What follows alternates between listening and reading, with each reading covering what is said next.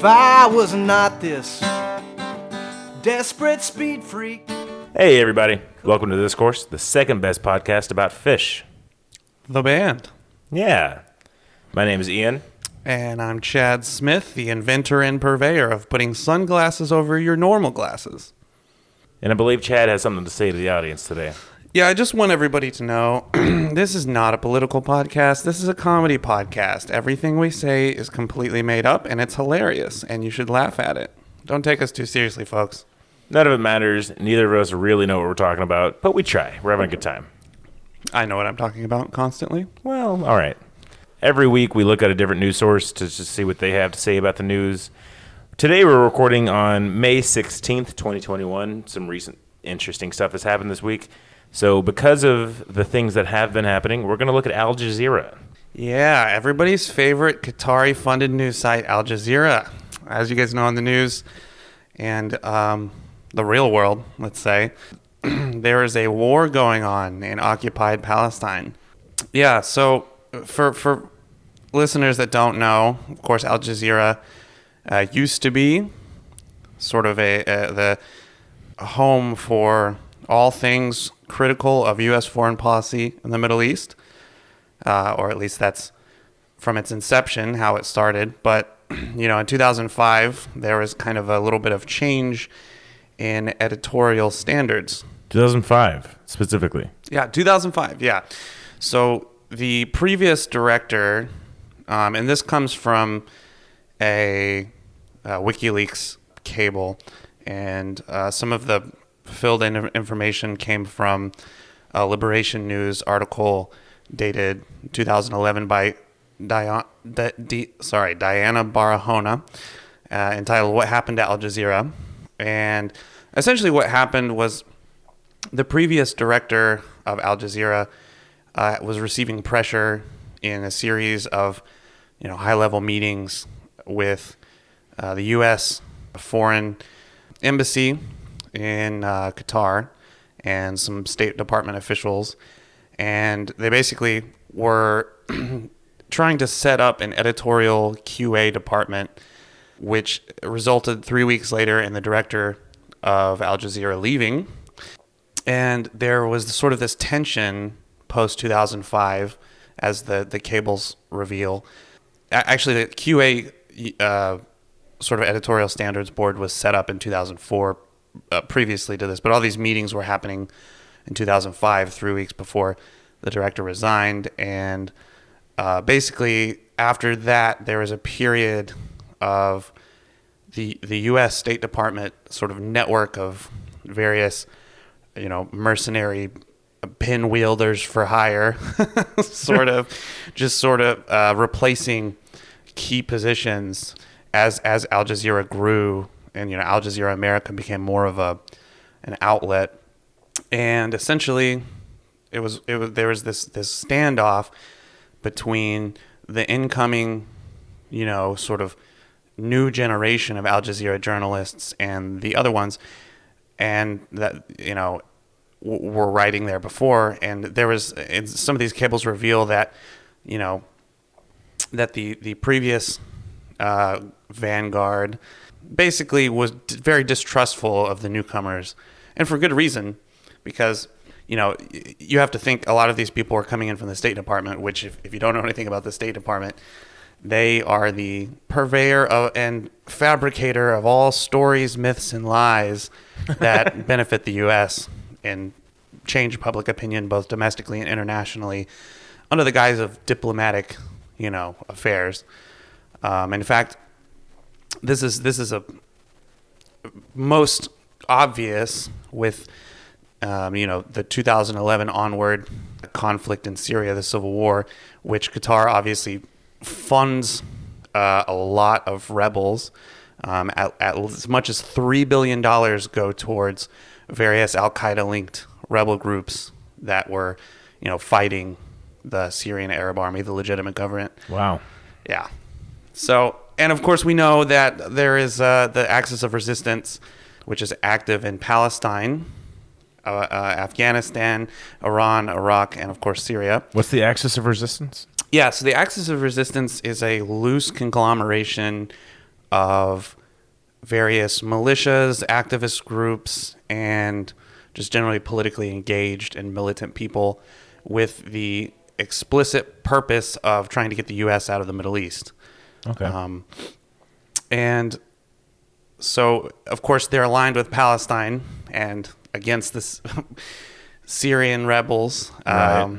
So the Pew Research group published an analysis of the Qatar-funded Al Jazeera to see how closely they aligned with U.S. news outlets and U.S. foreign policy narratives. I'm going to guess that it's a lot. Oh, yeah. I mean, 76% of the stories originated from U.S. sources, according to good. Pew Research. Okay. And almost always you see a lot of these articles were centered sort of in terms of, debate over how much or how little the U.S. should get involved in Syria. And over half the time, the writer would conclude, both in editorial pieces and also in just news Pieces. pieces, over half the time that the U.S. should intervene. So that's sort of where Al Jazeera is coming from, maybe on the Palestinian side. But at the same time, they've gotten in trouble with Israel a lot for not supporting the bullshit that Israel does. I mean, the Israeli government is not a fan of Al Jazeera and its reporters. I'm going to be honest. I was raised by a couple of really big old hippies. Al Jazeera was one of the few news sources that my parents used to watch when I was a kid that they taught me to trust. Because at the time, they were critical of U.S. foreign policy. Oh, yeah. They were like a very legitimate news source that was like crowd-funded, I guess. That wasn't a phrase at the time, but they were very much like dependent on their viewership for like just funding. Was this before the time of Al Jazeera America? Yeah, definitely. This was like, early 2000s. Yeah. So, I mean, just given the timeline that we know from what we just said, it would seem like Al Jazeera at the time probably was something to trust, but now I feel maybe they're not so trustworthy. And the funny thing about that is that the Israeli government would agree. That's equally interesting. Yeah, it's kind of I mean, with this Middle East conflicts, it's a lot of people get very confused, and it's hard to really cut through and figure out sides because you have this side supports this side and this side wants this, and it's just a mosh pit of just various interests all clashing in one big clusterfuck. So it'll be interesting to see, given the conflicts going on over in occupied Palestine and the rogue entity known as Israel. Maybe some people wouldn't call it that. I'd call it that. So what do they have to say about the recent conflicts going on in Palestine? Yeah, let's check it out. So just on their homepage, of course, their very first, the little blurb here, their headline, which is receiving live updates. So, that's, seems kind of cynical. I think some people watch this kind of stuff out of like they would watch a horse race, like Okay. they have their bets placed on one side. And you know what, even more cynically, I'm sure being an avid sport bettor myself, some of these bookie sites probably have some bullshit bets open. Better than what? Say that again? Sports better than what? Sorry. Honestly, sports suck, y'all. Don't watch sports live unless you got money on it. I mean, yeah, same. So I'm just clicking on their, I guess this is sort of the flagship catch-all thread for everything going on right now. And the headline is, Israel launches more strikes as Gaza death toll nears 200. This is dated for today, 16th of May, 2021, written by, and I'm going to butcher this because I'm a down south boy from Arkansas, Umut Uras and Usaid Siddiqui. I'm going to assume I said that right. Just right off the bat here, out the gate, they're already sort of centering this on what Israel's doing, which I think is a good indication that they're at least a little bit sympathetic, because a lot of times in these sort of accounts of death tolls, which is very clear from this article, They're talking about at least 192 people killed, including 58 children, 34 women. Of course, going with that angle.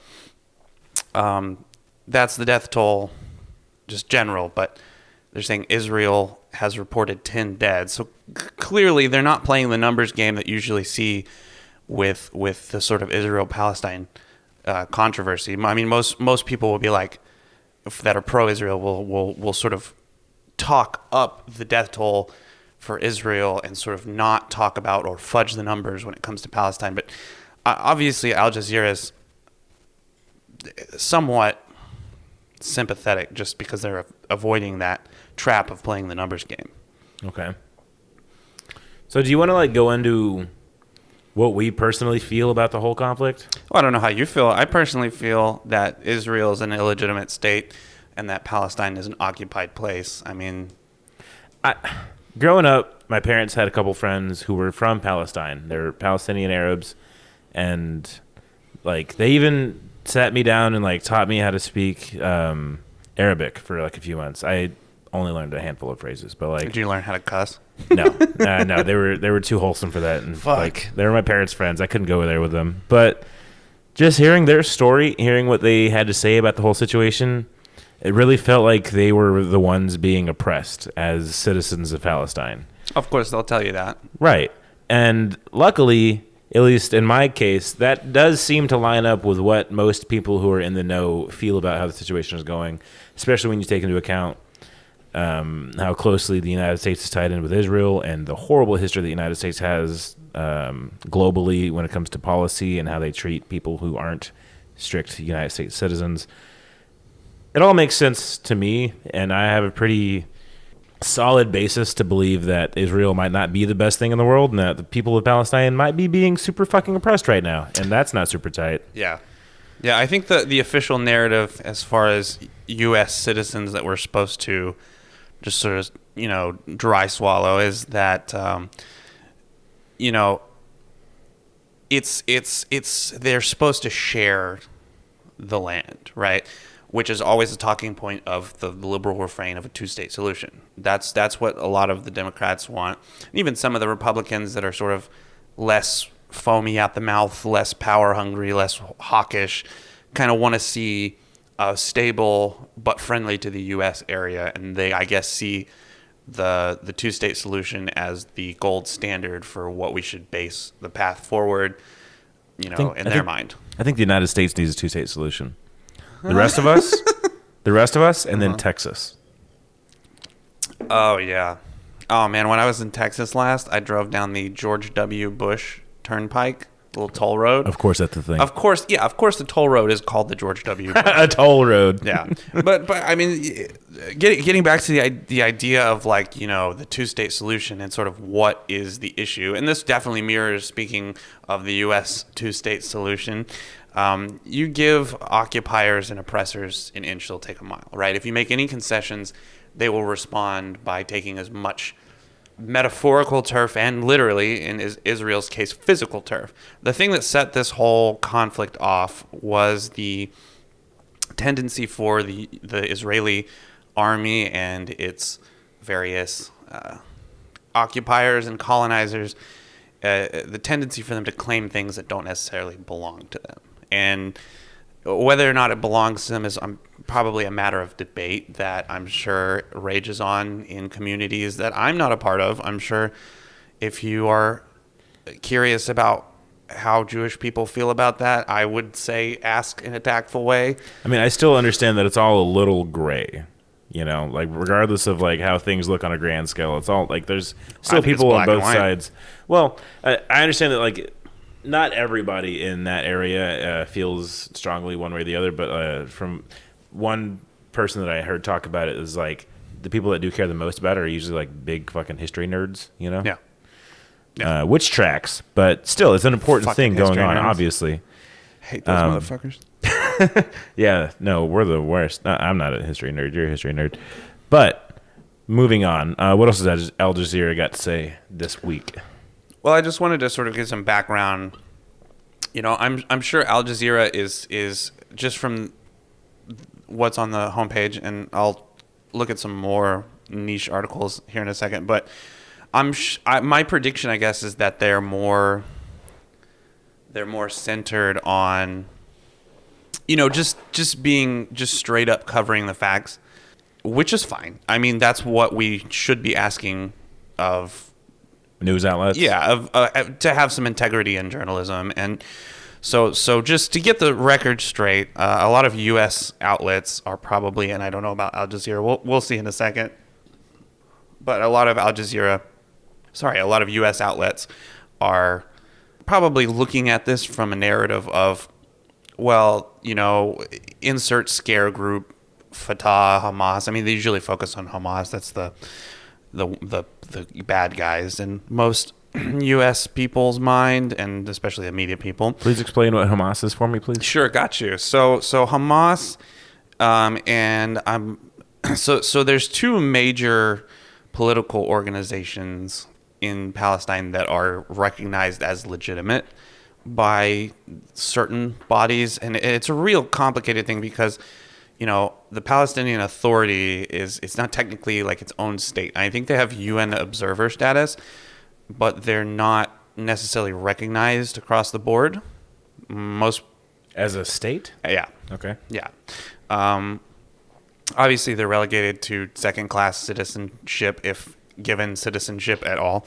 But Hamas is, on one side you have the Gaza Strip, right? You have the West Bank, and you have these sort of pockets and these enclaves of Palestinian people.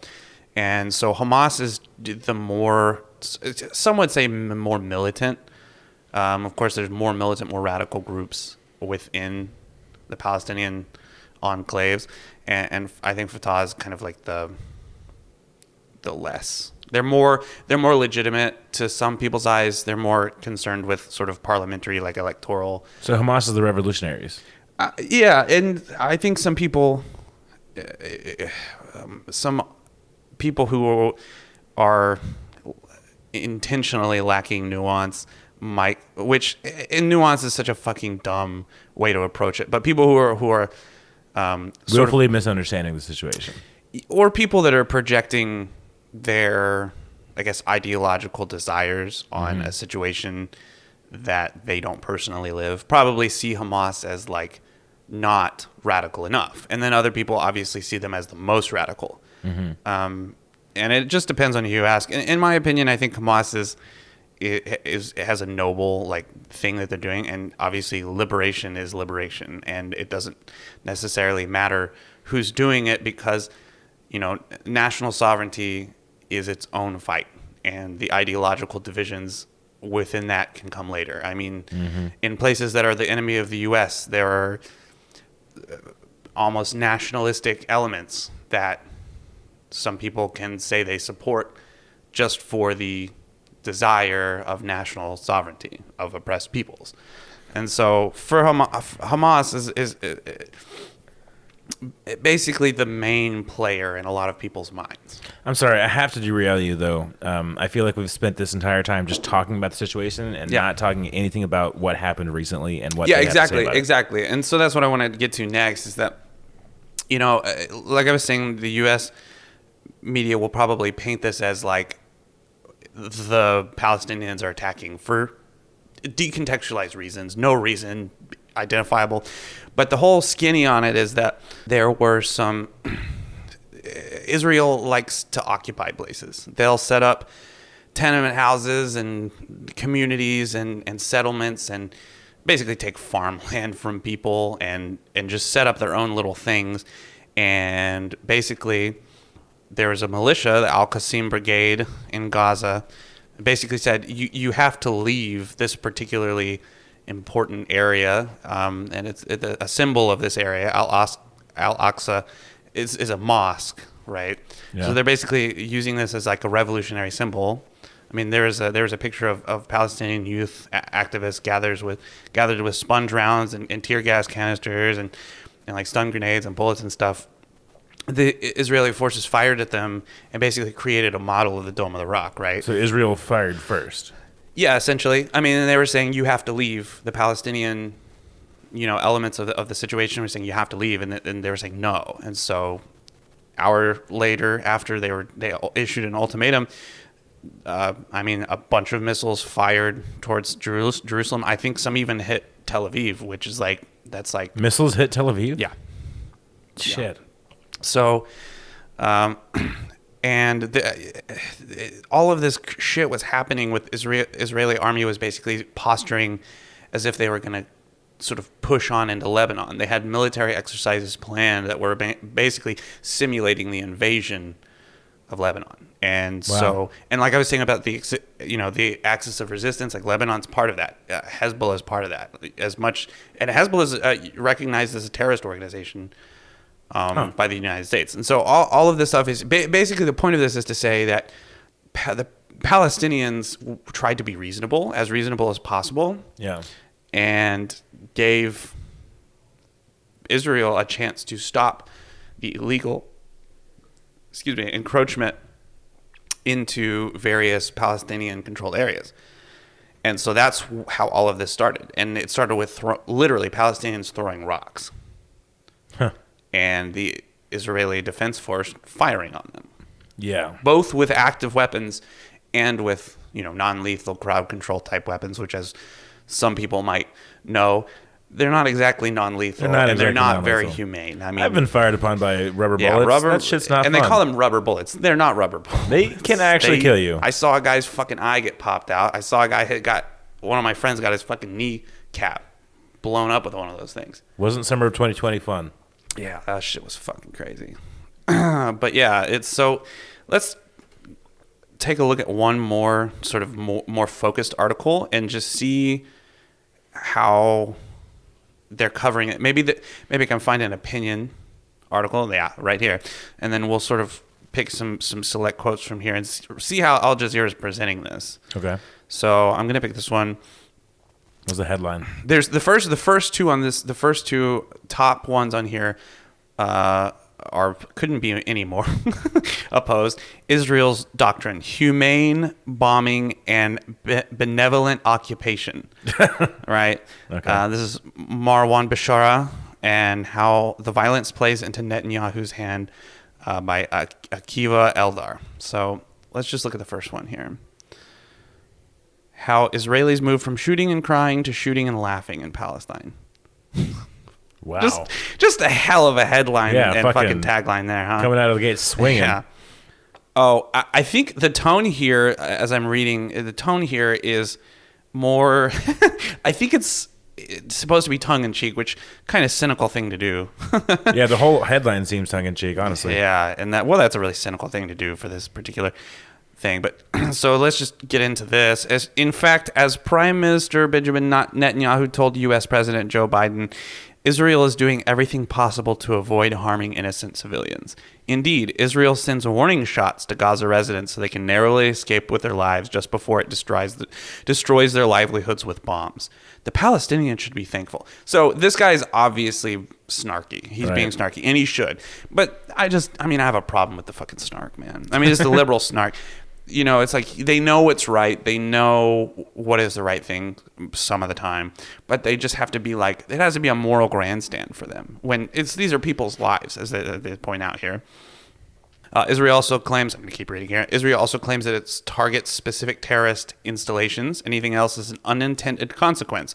But what Israel calls collateral damage, the Palestinians call loved ones, the women, men, and children they mourn every day. See, and that's more the tone that I would want an editorial that I think is supposed to win the hearts and minds and establish what is correct. What is right. Tonally correct. Yeah, and tone is a subjective thing, but in geopolitics, I believe full-heartedly that there is a correct thing. There is a critically arrived to conclusion that is correct. So let's compare that with how the violence plays into Netanyahu's hands. And this is a classic liberal thing, and we experience this in the U.S. multiple times by, especially last summer. Speaking of that, people being like, you can't be violent. You can't be violent. You have to fucking do it the right way. And what that leads to is you getting kettled into a hotbed of cops, and then people getting 70, 120 people, depending on which Arkansas news outlet you ask, getting arrested. And or violence put upon you. Yeah, exactly. The mayor of the city literally leading you into an arrest trap. Literally. I was there. I saw the motherfucker in the bulletproof vest walk away after people were trying to flag him down and ask him questions. He was escorted by our wonderful chief of police, Chief Keith Humphrey. Bitches do love Sosa. I have noticed that about bitches. They really do love Sosa. It's the damnedest thing. So let's just get into this a little bit, and I'm going to try to wrap this up after thoroughly making fun of this dumbass. In the beginning, the usual, again with the snark, and maybe it's just the way I'm reading it because I anticipate snark from any liberal media outlet, but in the beginning, the usual suspects from the left were the only Israelis who said it out loud. Next was the former Minister of Defense and Chief of Staff Moshe Yaalon. I don't know how to say Hebrew stuff. I don't know, dude. Shalom. Sure, bro. Who made the link between Prime Minister and Benjamin Netanyahu's personal interests and the violent confrontation that started in East Jerusalem and spread to the Gaza Strip, the occupied West Bank, and Israel. The security escalation serves Netanyahu and Hamas, both for internal political reasons. I mean, what kind of opposition is that shit? Seriously. Wait, what?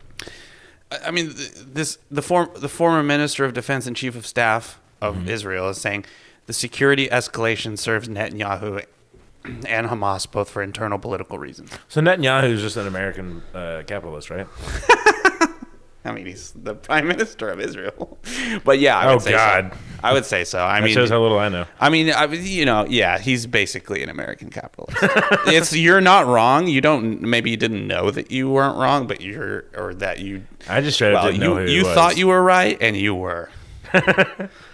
So yeah, no, I feel pretty good about today's rundown of the news. Hopefully it gave everybody a background on what the fuck's going on. I mean, we really only talked about like one news topic, but it's an important one. Yeah, it's a fucking big enemy. I mean, just from what I know, I mean, just monitoring the situation on Twitter, like with a lot of people who are literally boots on the ground, like, resistance activists, like liberation fighters and like, activists for for the Palestinian side of things.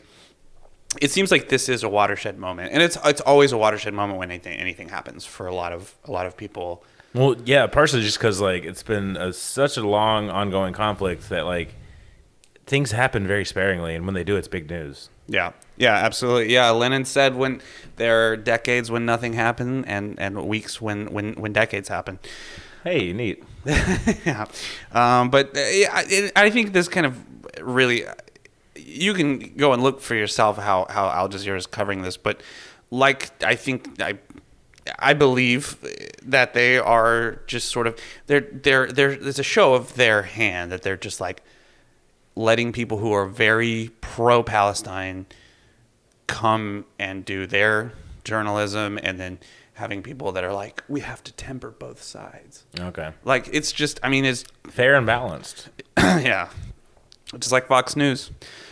So that wraps that up. Moving on, we're going to talk about the topic of the week, and I'm going to have to ask you to explain this in as simple terms as you can. I can never do that. Like, condense it into a sentence. Yeah. So what are we talking about? We're talking about the Grateful Dead. But like, we're talking about the sentence? Grateful Dead being a band of the people. Okay. So I believe you said it to me pretty expertly a few days ago. The Grateful Dead is a band of the proletariat. Yeah, I didn't want to say. Yeah, they are a working class band, and that's true. And I didn't realize that was a controversial statement. It is. No, it is, because I mean, there is an internet discourse around this whole thing. I mean, and there has been for so long, because the Grateful Dead has long billed themselves in their later years, especially past the 80s, as being basically a apolitical band, right? And that they, in an interview that Bob Weir did with Rolling Stone, like I think it was like 4 years ago, he was basically saying like, it was never was our place to be advocates for any one thing in particular, which, there's a contradiction there. Is there cast like a diverse crew of fellows from different backgrounds who might believe different things politically? Honestly, that's the most surprising thing about it, is that No. He said absolutely not. All right. For people that don't listen to the Grateful Dead or aren't like, and they get a lot of hate, especially from fucking left wingers, and I don't understand that shit, but that's why we're here to break it down. That's why we're here to fucking break this shit open. But I've heard a lot of stories about Bob Dylan specifically being apolitical to a fault, because in his time of prominence, when he was at the peak of his career, there were a lot of like musicians in the same genre, even like in the same shows they would play in, who were very outspoken against the status quo, and they were very leftist, they were very revolutionary, and he just like, they would ask him to participate in certain events or even, and he would just opt out of all of that. He was just there to play the shows. Yeah, that was not the Grateful Dead, despite them. And I think I don't know much about Bob Dylan, but it's my impression that I don't think that he ever publicly said he was apolitical. Was that he just stayed away from all of it. So completely. He never publicly came out and said, "Yeah, I want to stay away from that." He just stayed away from it. Yeah, yeah. And I think the Grateful Dead they're like an inversion of that. Okay. They were very involved with so much shit and presented themselves as apolitical publicly. Weird. But that's in their later years, because a lot of people don't fucking know this, but they started out describing themselves as anarchists, which I don't want to alienate. Which is in itself kind of apolitical.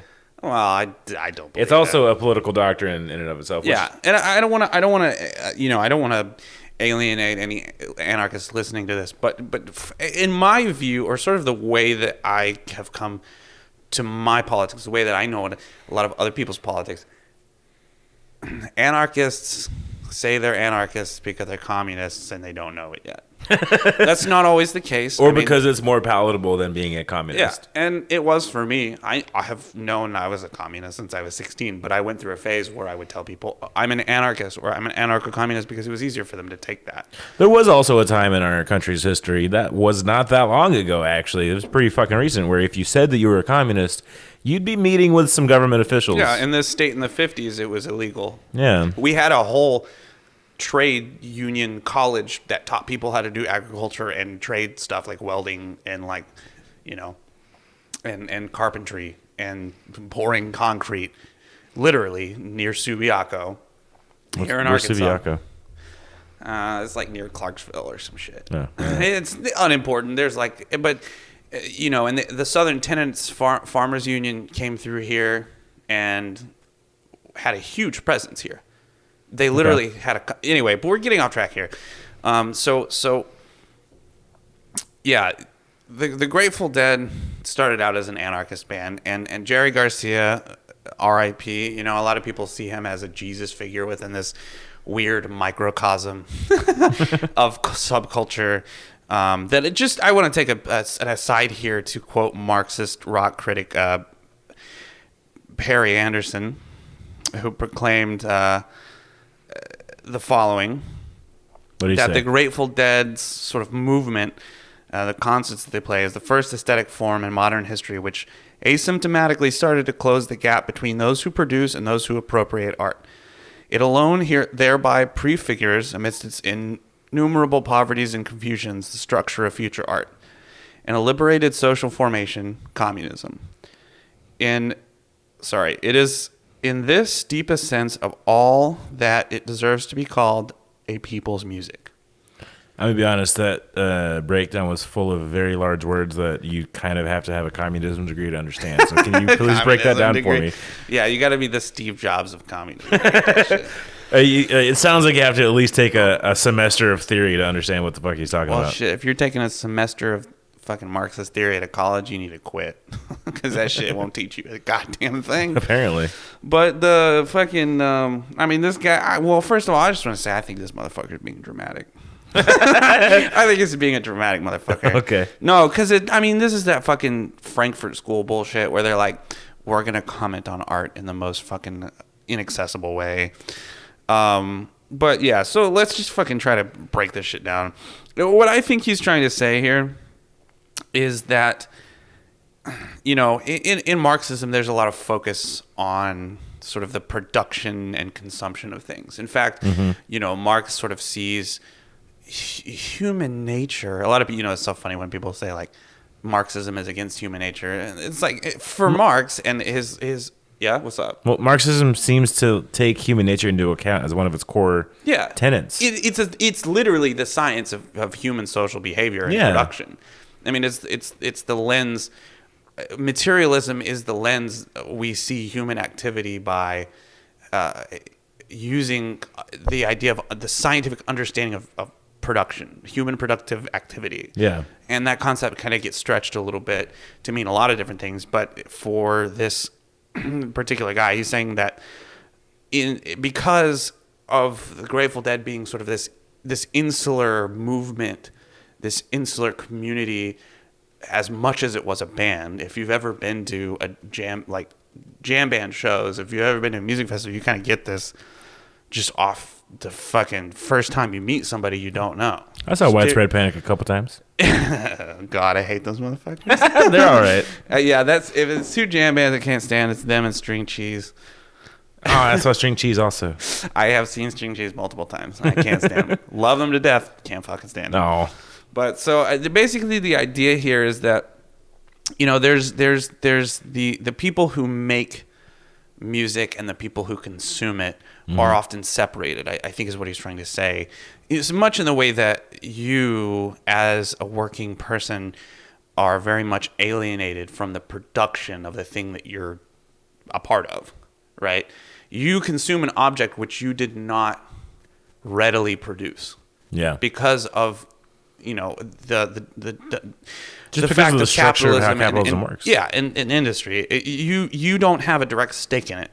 But for the Grateful Dead was maybe not the most prime example, the most obvious example of audience participation, but the barrier between performer and enjoyer of performance was pretty much collapsed. The Grateful Dead is a very special case in this particular area because, their following, their movement is very much a part of who and what they are. They wouldn't be the Grateful Dead if it wasn't for the 20,000 deadheads who just fucking wasted their life following them around the country. Well, I wouldn't say wasted. Well, God my damn, dad someone's wasted. being fucking judgmental. My dad wasted a solid amount of time. I don't know. He enjoyed himself. You're right. I'm being judgmental. Wasted time ain't wasted getting wasted. I don't know what the fucking shit is. Hey, honestly, you're not wrong. All right, I should rephrase that. They wouldn't be themselves. They wouldn't be who and what they are without their following. It's very much like a symbiotic relationship. Yeah. It's yeah. I mean,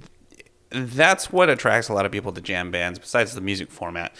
But getting back to the heart of this is that this guy is trying to say that the structure of this of art in a liberated world and a communist world is one that collapses that boundary. Oh, good. The performer and the performer and the people enjoying the performance are part of the same work together. Yeah, they're integrated in the same work. I would agree with that. I wouldn't go so far as to call fucking the intentional community that springs forth from jam band enjoyment communism. That's why I think he's being fucking dramatic. It's fair, but I do think that model rings true even with things today, like Twitch streamers, for example. They wouldn't be anything without their followers. In a very practical sense, obviously they wouldn't be successful without a following, but also they're following. They're money grubbers. They're fucking most of them, but careerists. Still, they're following their persona and what they have to offer changes and shifts over time based on what they're following wants, so they become a product of the people that enjoy them in at least a small way in most cases. So I want to get into some historical facts about this because I like we were saying, the Grateful Dead, according to this rock critic, Mr. Anderson, obligatory Matrix reference. That was so fucking nerdy. Somebody should really put me down. Yeah, the Matrix. Somebody should feed me a cyanide pill for. Who has ever seen the saying Matrix besides massive nerds? Yeah, it's part of our society now. It's like part in the zeitgeist. Whatever. Everybody's I'm not gonna be mad about myself I'm not gonna be mad at myself for that. But so I just sounded like such a fucking nerd. Anyway, whatever. So I mean, this guy is calling it people's music, and when he says people's music, as a Marxist, he's a Marxist. I assume what he means is people's music as in the working class, right? Yeah. How can you be apolitical when you have a lineup, a following, both working, of course, in the 60s and 70s, at a time when American social consciousness was literally so heightened, it was, I wouldn't say it's the last time in history that we've had that, because it was a big time, though. It was a big time. It's a big time on a lot of people's minds that are oriented towards the left. The revolutionaries of the 60s, hippies and whatnot, like acid. I wouldn't call hippies taking acid revolutionaries. Come on. I feel pretty revolutionary when I just ate a 10 strip and I'm running through the woods naked, but yeah, same. That's in my mind. That's not in the social consciousness. Still, though, there was that like public image of all the young people like expanding their minds with drugs and hanging out and of course the new Vietnam War. And right. the prevalence of the Black Panthers and the rejection thereof. Comedy. When I'm talking about communists. See, this is what I'm saying. It's not a political podcast. I'm thinking about comedy. Cast. I literally have Richard Pryor bits going through my head right now, which makes it very difficult for me to relay this information to you. Because welcome to my life. You watch too much stand-up, motherfucker. I watch stand-up like almost every day. That's a disease. It's not a disease. It's part of like the craft, I think. At a certain point, I'm gonna have to stop doing that though, because I like hot crafts. Hot crafts. What am I saying? I like crafts too. I have like hot glue in my room right now. bottles of just hot glue sticks that I take out and I turn into flip flops and I put on my keys to make it, and I stick it to my leg. So that I'll never lose my keys. It's like an ADHD thing. You probably don't get it. That's super utilitarian of you. What the fuck? This man's saying I ride bicycles. That's fucked up. I do, but I'm not like that. I have a car, y'all. It's a hybrid, though. So, ladies, men, in between. All right. Non-specified, get at me. I got a hybrid. We love sluts of all kinds in this house. Nah, I don't love sluts. Oh, wow. I like them. Okay, that's It's a little less good enough. strong. Okay, I love them. You fucking got Thank me. you. Thank you for being honest. Yeah. So let's just talk about, the theme here is that, that the Grateful Dead is a proletarian band. And if we think about Ron Pigpen McKernan, motherfucker was messy as fuck. That's why they called him Pigpen, right? And he died at an early age, probably because he got buried under a pile of trash. Is my head canon, which is how I have a parasocial relationship with the Grateful Dead. I literally just come up with backstories for them instead of reading stories about them. Instead of like reading factual things, I just make up things in my head. So that what I'm telling you could absolutely be wrong. It could. Oh, this guy Pigpen, and this is how you know he was dirty. He loved flavored fortified wine, like Mad Dog 2020. That shit's good as fuck, bro. And he died from it. That sounds good. So this is, and you can tell this is pandering, but I just want to like read you, sort of his Wikipedia page, like just the very first statement on his early life, right? His dad was a R&B and blues disc jockey, and he was a DJ on a black radio station. So naturally, or at least according to the author of this Wikipedia page, he had a lot of black friends, and he was a early adopter of black music and culture. Of course, nowadays we exploit black excellence for nowadays we money. recognize that as a ripoff. Yeah. So you have this guy. He was responsible for one of the greatest Grateful Dead songs of all time, "Good Lovin'," which we will talk about briefly here in a second. And then you have Bob Weir supposedly, and what's so weird about a lot of these guys' like early lives, it's shrouded in mystery. And you read all these pop culture books that you could have found at a Barnes and Noble like 15 years ago. And sorry, not Bob Weir, Jerry Garcia. Apparently his like parents were, or his dad was like a miner. I don't believe that. I don't believe that he was a miner. But people I don't say believe that his dad was below 18 when he gave birth. not what I meant. So I just want to point back to, or sort of circle back to the good loving thing, right? So that was an old Pigpen classic, right? And they, back in the sort of mid 70s, it really started, in like 75 or 74. And then sort of as they, after Pigpen died in like 72 or whatever, they started to revive this song Good Lovin'.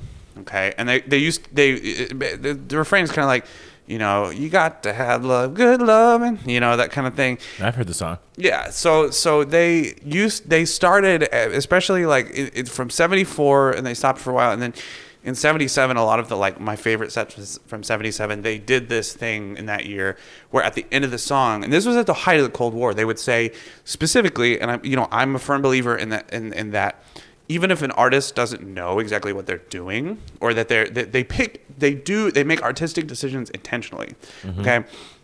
And so when they used to perform this live, they would always do like this thing at the end, sort of towards the outro or the last like chorus, like after the last chorus, where they would be like, they would add a little like fun thing in there where they would be like, you got to have love, even in Russia and China, they got to have love too.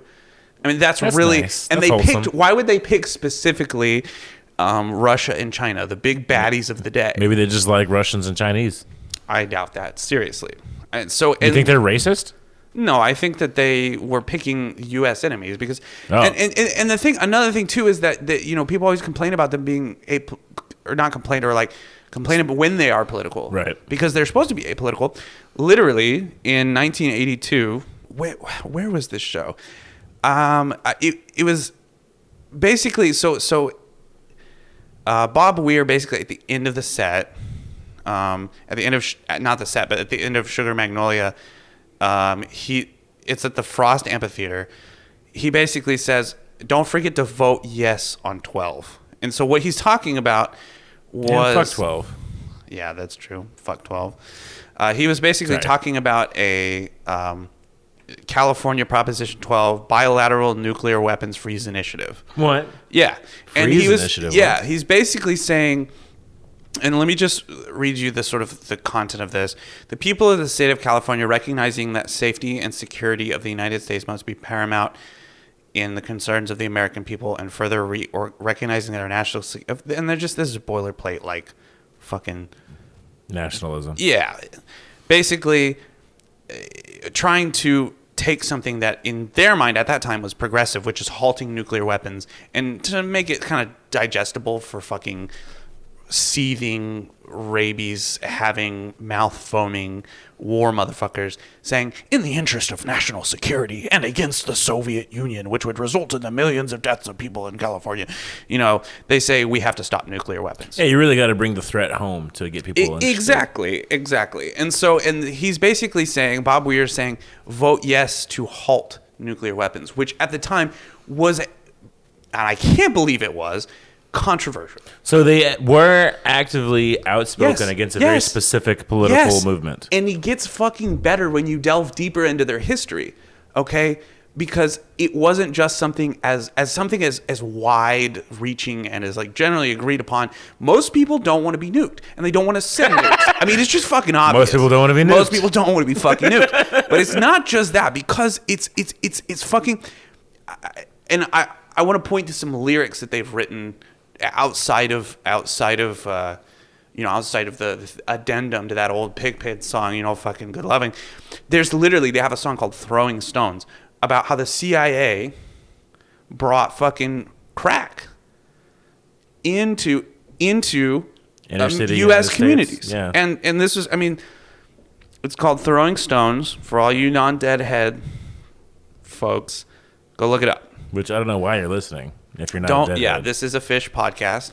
Yeah. a comedy fish podcast about funny fish, not the least of which is a flounder, which has its eyes on one side of its face. That's hilarious. Also, the sunfish, objectively stupid. It's fucking dumb. I mean, and I just want to point to, and you can go read this whole song for yourself if you have the time. But Yeah, I like to read songs constantly. you could just listen to it. Yeah, that's right. But I just want to, this is the bridge, okay? Pinstripe bosses roll the dice any way they fall. Guess who gets to pay the price? Money Us. green or proletarian gray, selling guns instead of food today. What does that sound like? If you've ever been to a protest, what does that sound like? That sounds like some fucking of the people type shit. That sounds like the slogans that they're yelling in the streets. Exactly. We don't need fucking war. We need food and jobs and education. And, Yeah. And they say the word proletarian. Obviously, they are familiar with a sort of obscure word that just means working class. Yeah. And this is, I mean, they're talking about bringing these powders in, like, to the fucking U.S. I mean, they wrote a song that, by the way, frequently made it onto live sets, like it wasn't just a studio song and one and But done. did it ever get radio play? No, because Then it the doesn't only count. song that ever got radio play, technically the Grateful Dead they're a one-hit wonder, because the only song that ever got radio play was, I'm fucking blanking on that. Magnolia? No, not Sugar Magnolia. It was it's I Will Get By. Beep, beep, beep, beep, beep. It was a song from the 80s. I know Can't that remember song. the name. Yeah. Yeah, I'm really bad with song names. I know album titles, but It's probably just I Will Get By. that's probably it. Or the classic parody version that all of your hippie friends will say, I will get fried. I thought you were going to say hi. That one too. I mean, fried is a little more poignant. Yeah. But I just want to sort of put an end cap on this to really drive home this point that Okay. this band was crawling with communism. Okay. Yeah. I mean, it Literally. sounds like they, at the very least, were aware of what was going on in the world and the theory. Yeah. Or, I don't know. Theory is a loaded term, but like they were aware of the communist On a concepts. surface level, at the very least. Yeah. But I want to drive this home even more and just to give you an idea to the inner workings of this band, okay? When they first started out playing gigs, like in the 60s, early 60s, they were friends with a bunch of kooky, anarchistic motherfuckers. I mean, they were friends with the group of people, the Diggers. Okay. They were friends with all those, like Timothy Leary. And They all those weren't a band. motherfuckers. They were just a group of musicians. Well, they were an anarchist group. But I just want to read off a poster of which the benefit concert that the poster is for exclusively has music provided by the Grateful Dead. Okay, I'm just going to read off the text on this. Okay. Revolutionary Intercommunal Day for Solidarity for Bobby Seale, Erica Huggins, Angela Davis, don't know how to say this, Ruchel McGee, and post-birthday celebration for Huey P. Newton. Speakers, Huey P. Newton and Kathleen Cleaver. Music by The Grateful Dead. And this poster has red stars all around it. It's got fucking AK-47s all over it. Really? And the faces of the fearless leader, Huey P. Newton himself. Who's Huey P. Newton? Oh, bro. Bro. Well, These are again, Panthers. Angela Davis you might recognize because she found a life after the Panthers as a big shot, fucking big dick academic. Okay. Okay? Huey P. Newton was basically, I mean, he was a Black Panther leader. Oh, wow. He's a big fucking deal. To this day. And the AKs really speak to this legacy. Yeah. Huey P. Newton Gun Club is a group, a multi-location group of black radicals who exist for the sole purpose of keeping the Black Panthers legacy alive. Community self-defense, gun safety, gun training, knowing how to operate a gun, knowing how to protect your community, feeding your community. I love how the AK-47 specifically is like the only gun that as a symbol is like, maybe not the only one, but at least like the most prominent one that as a symbol is like of the people rather than like of what guns usually represent. which is death and destruction, Right. and imperialism, Yes. domination by Right. an occupier, Yes. colonist, and imperialist. Yeah, because I mean, and that's that good old technology, bro. That's that widespread Technology. fucking, Oh, that's good. geopolitical fucking funneling of arms for liberation revolutions around the world. I mean, that's where that comes from. Yeah. As far as I know. I mean, No, I think you're right. I think I'm right too. But I also, I just want to hit a couple more points on this too, because We got time for like one or two. yeah, the Grateful Dead's one of their early band managers, Danny Rifkin, and this comes from a book. Oh gosh, I'm trying to find the name of it here. I love Google Books because sometimes you get like you get ebooks that are like you'll get like pages 1 through 125, Yeah. and then you'll get like pages 127 through 307, and you're like, why did you take those 2 pages out specifically? That's weird. Yeah, it's fucking dumb. But so Danny Rifkin, this is from A Long Strange Trip: The Inside History of the Grateful Dead. Basically, the story here is that Danny Rifkin his parents were both members of the Communist Party. Okay. He was, and this is, I don't really know what this means. I think this is maybe speaks to some lack of editorial integrity and a little bit of anti-communist snide here, the snide remarks, again with the snark thing. But they basically said Danny Rifkin in this book was an official red diaper baby, which is Wait, what? I fucking don't know. I don't know what that means. That sounds like a slur he made up.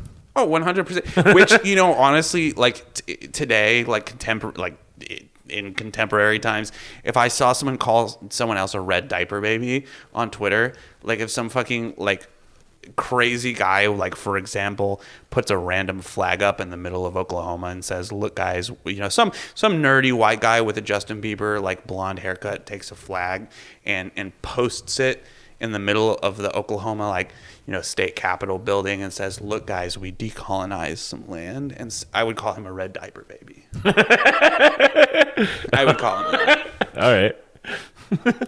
If anybody is wondering, we are not talking about Rainier Shea or however the fuck you say his name. I don't even know who that is. I don't know who that is either. He's definitely not a guy that I love to make fun of, despite believing very similar things to him. So not only this, fucking the early band manager of the Dead back in the 60s when they were still political. Mm-hmm. Also, Tim Constantine, something like that. I don't know how to say his name. But he was the keyboardist for the Dead for a while. And in his early days, he was in the Air Force. And he basically got kicked out for being a communist. Huh. Yeah. So Bummer. whenever the people if listeners, if you're curious, and you can go look this up because it's fucking hilarious. Whenever your faves get insinuated to be communists, every libertarian jack-off loses their fucking mind and says, no, they were just friends with communists. If you want to hear the other side of this and you want to read the extremely insane rantings and ravings of a guy who thinks he's way smarter than everybody else in the room, which is probably why you're listening to this podcast in the first place. Ew. Go read. I think it's Thoughts on the Grateful Dead is like the blog. And if you're reading blog posts about this kind of thing, seek help, please. Really, because Are you saying that you need to seek help? Is this your cry for help? No, I'm good. I'm good. You're good. I got a lot of friends that love me, and I have a great support network, and I'm really good at. I have great coping mechanism. Yeah, you got good speeches too. Anyway, I'm good. I don't know what this guy's talking about, but yeah. So if you want to hear the other side of this, of why I'm wrong and everything I've just told you for the past 30 minutes is stupid, go look at this guy. Thoughts on the Dead. Fuck communism, which coming right out the gate with a great headline. Anyway, so it's basically just a fucking it's about 20 paragraphs of a fucking anti-communist meltdown of a guy being not able to receive new information and change his mind, and just having like a fucking mental gymnastic fest where he's doing a whole floor routine to figure out why that's the thing that is obviously true is wrong. Anyway, so that's pretty much all I had on this topic. If you want to poke some holes in it. I both don't and don't think we have time for it. Okay. However, I'd like to wrap things up by asking you if there's anything that's been going on in your life in the past week. Yeah. Anything interesting? I just wanted to kind of share a historical anecdote that I came across, especially because today's episode is sponsored by Hydrox Cookies, Oreo's competitor. And when I say that, it's in quotes because we all know Hydrox Cookies suck worse than Oreos. So, sorry, what are Hydrox Cookies? So Hydrox Cookies are Oreos without the cream filling. Oh, gross. And they existed beforehand. They were like older. I'd probably enjoy it. I like the cookie part of Oreos. Yeah. Well, the cream is cool because you can lick it off and spit it in the trash. So I just wanted to share this. I did some research on Hydrox Cookies because it's really interesting to me because the name is like really weird. Like they're like a drug. It does, and I think they did it on purpose because they're like, if it has a fucking chemical name, it's healthy. If it has an X in it, it sounds scientific. That's true. As a chemist, I'm telling you that's true. As a person who's absorbed a lot of marketing, I also know it's true. Yeah, and so eat as much Benzodrex as you want. It's fine. So I just wanted to ask you guys if you knew. You didn't. That's why I'm telling you. But did you know that the hydrocortisone cream was originally a formula for the now famous Nabisco IP Oreo stuff before it was treated with stabilizers and emulsifiers? But back in the day, Nabisco R&D and marketing were struggling through a project to develop a competitor to the extremely popular and ubiquitous Hydrox cookies, which at the time were seen as health tonics, obviously because the name sounds chemically. There's a manager that was managing, the project manager of this project was German chemist Otto van Buttersmart, who was a notorious drunk. He grew increasingly hard of hearing with each successive quarter and refused to believe that the manufacturer of the Hydrox cookies were not putting hydrocortisone cream in their cookies. And when a bunch of people, basically challenged his insistence that Nabisco's chocolate cookie nemesis were including such a material in their product, he would just absolutely lose it, fly into a fit of rage, and call all of his colleagues a worthless cookie dusting lab monkey. Each and every one. And so the reason for this insistence, as best as any of his peers could deduce, was perhaps when you're particularly lit up, when you're drunk, which for him was always, and you had left your hearing aids at home, which also for him was always. It's feasible for one to mistake the beginning of hydrocortisone for Hydrox, and that just sort of confirmation bias confirmed his theory. And Herr Buttersmart could also feasibly infer that a product which is currently not good for you at all, you should never eat it. Hydrox cookies? Yeah. Or hydrocortisone cream. Don't eat that either. Oh, but it's so tasty. It is. Oh, God, it's so good. Which it makes sense why it would be in Oreos, right? It makes sense why it would form the basis for Oreo cream. Wait, is it actually tasty? Yeah, dude. Have you not seen me eating this tube? I've been eating on this tube the whole time you didn't. Oh, that's why you're so high.